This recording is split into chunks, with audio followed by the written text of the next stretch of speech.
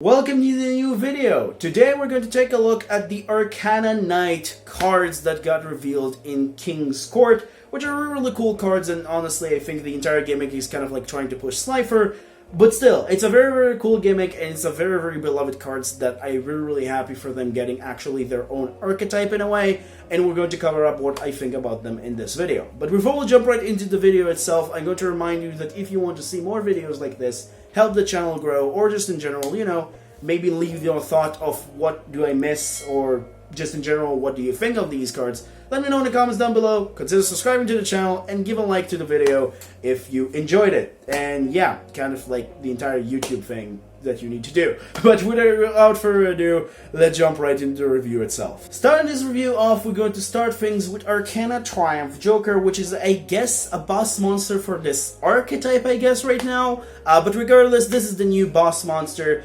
which has a very interesting summoning effect, which is if this card is in the hand or graveyard, you get to send one of each names from your hand or field to the graveyard, and then you get to special summon it. So this is another alternative way without normal summoning it as a level 10, so that's kind of interesting. Secondly, you basically gain 500 attack on this card for each card in both players' hands. So for example, if I have 3 cards and my opponent have 4 cards, that will become 3,500 because 7 cards times 500, which is pretty cool. And lastly, the effect says that you get to discard any card from your hand and destroy all face-up cards your opponent controls with the same type. So for example, if I discard a monster, I destroy only monsters. If I destroy a spell, I destroy only spells. And let's be honest, the effect that mostly is going to be used for this one is the discarding of a monster. However, I still think this card is only a 2-star card because it has few little issues. The first thing is that the effect that the destroy cards, it's not all cards, it's only one specific type of card, which most of the time doesn't really matter because, you know, most of the time it's going to be only monsters.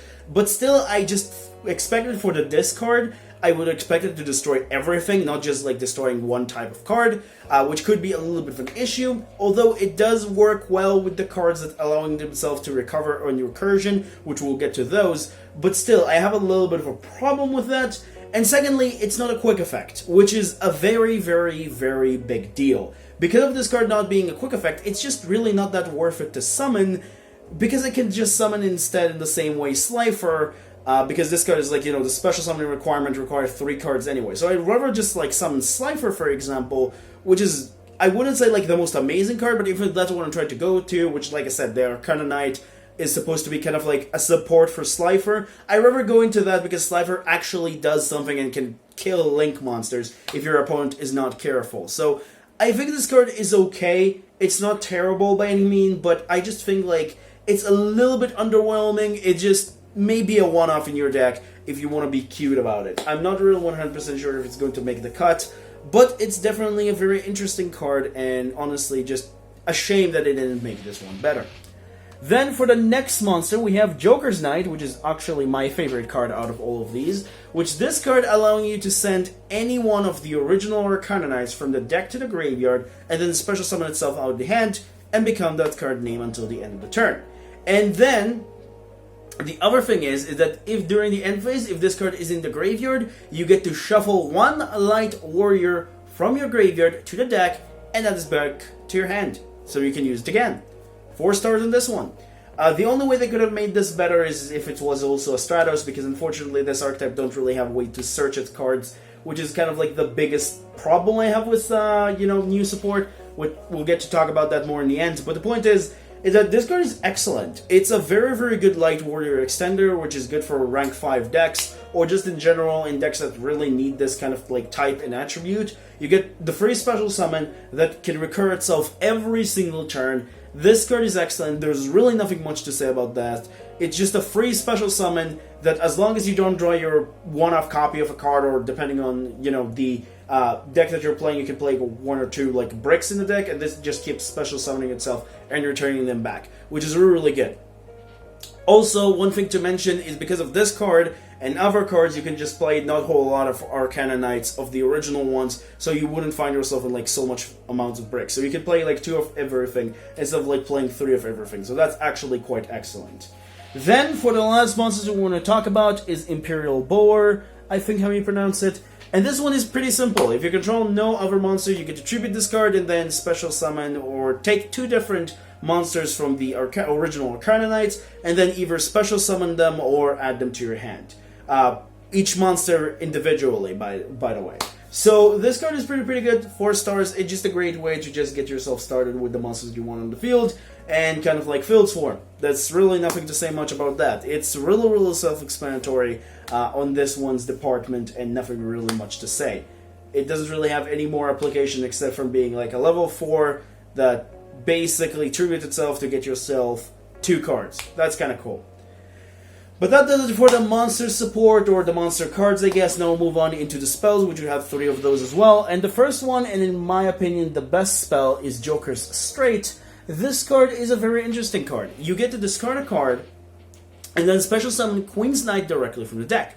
And then the other effect is that you get to add to your hand 1 King's Knight or Jack's Knight from your deck to your hand, and then immediately after this effect resolve, you get to normal summon 1 monster.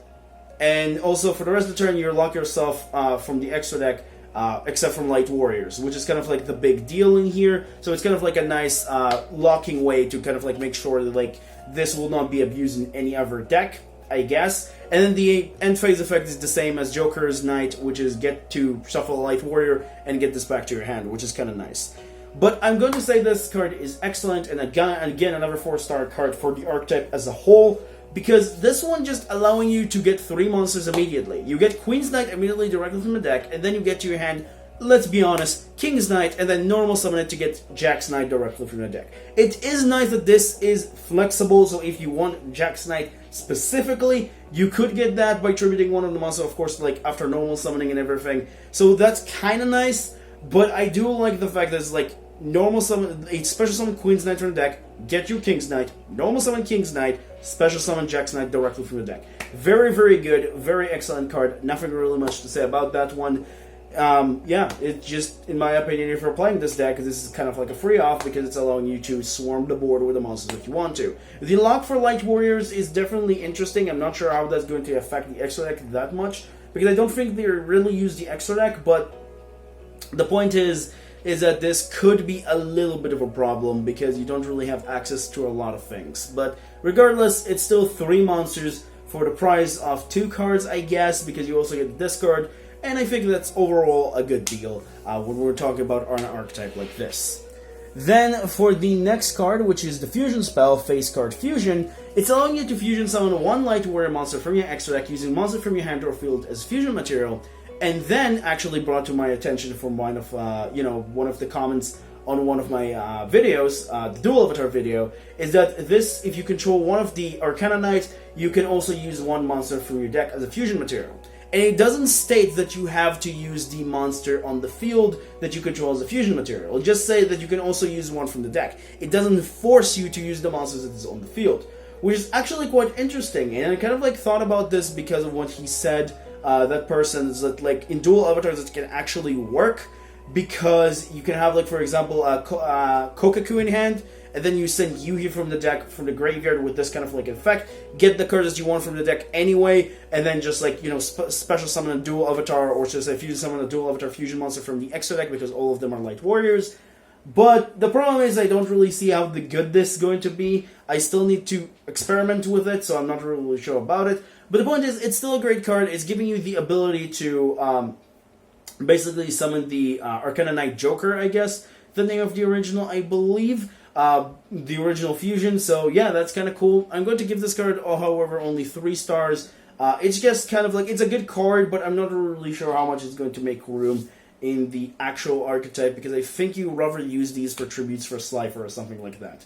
And speaking of Slifer, we have Thunderspeed Summon, which is kind of like the big card for the archetype, I guess, to help you summon Slifer or the new, I guess, boss monster. Because this card allowing you during the main phase or the battle phase, immediately after this effect resolved, normal summon 1 level 10, or if you control Queen's Knight, King's Knight, and Jack's Knight, you get to apply the effect instead of like, then you also get to, immediately after the effect resolve, to normal summon 1 level 10 monster from your hand. You get to add to your hand basically 1 level 10 or non-dark monster with zero, like with question mark attack. This is actually the thing that I missed. I don't know why I said that. So the secondary part of the effect is the same, but the first part is like you also get to search to your hand like either Slifer or kind of Triumph Joker, which is kind of like the big deal here, which is very, very good. You get to just like tribute immediately to Slifer, so that's kind of nice. It can also happen anytime that you want to because it's a quick effect card. However, I don't really 100% sure. Think like this is like the best card in the world, but still very, very nice. 3 stars for this one. Very, very good and very, very cool of a card. Then we're moving into the trap territory with Joker's Wild. And Joker's Wild is pretty simple. You get to send one spell that have the Arcana Knight, original Arcana Knights in its text, and then you get to basically apply the effect as it was activated. So basically kind of like what I like to call Verde Anaconda. It's kind of like a Verde Anaconda effect, which is basically you kind of like, this is the cost, and the effect itself is like the effect that applied. So for example, with the card that require you to discard, you don't have to discard. This is like the cost to activate this card by sending the spell. It's kind of like what we call Verde Anaconda, like Dark Lords, everything like that, which is kind of cool. And then it also have the other effect that is basically during the end phase, you get to recur this card back to your hand, just like Joker's Knight and the spells that require discard, which I forgot, Joker's Straight, which is kind of cool. So, honestly, this card is another 3-star card, very, very excellent card. The only problem is that it's a trap, but it's a very good trap. It's allowing you to just recur 2 cards if you use, for example, it for Joker's Straight. Because you just use Joker's Straight effect, summon 3 monsters, and then during the end phase you get both of these cards to your hand after you shuffle 2 cards from the graveyard if you were supposed to, or whatever happens. So yeah, that's kind of cool, and I like this card quite a bit. Honestly, I think Joker's Knight is still my favorite, but it's still a very, very good card. And then for the last card, and unfortunately the worst card in my opinion, Court of Cards, which I'm going to say 1 star right now. This one is an interesting one, but it's, again, a trap, and unlike Joker's, the previous card that we discussed, which I forgot its name, basically this card is honestly just, like, Joker's Wild, sorry. Basically this card, unlike that, is actually kind of not that great. This card is a continuous spell that says that if you control no monsters or Queen's Knight, King's Knight, and or Jack's Knight, you get to special summon one of the names directly from your graveyard or hand, which is kind of like giving you a nice recurability, I guess. But again, it's just a trap on a continuous trap, so I'm not really 100% sure. And the other effect, which I think is the better one, this is in the graveyard, you get to banish one of each of the original cards' names, and then you get to draw a number of cards equal to the number of cards that you banish. So for example, let's say I banish only King's Knight, I get to draw 1 card. If I banish Jack's Knight and Queen's Knight, I get to draw 2 cards, and if I banish all 3 of them, I get to draw 3 cards. Pretty simple, pretty self-explanatory, but I think this card is still really not that good. It's also only 1 effect per turn, which making this card kind of meh. And honestly, the only reason why I would play this card is maybe Foolish Burial Goods, but even then, I don't really think this card is just going to make the fit. Or should I say, like, fit the entire deck game plan. So yeah, that's pretty much does it for the 8 cards. A little bit hard to explain these because they have some kind of like weird interactions, I guess.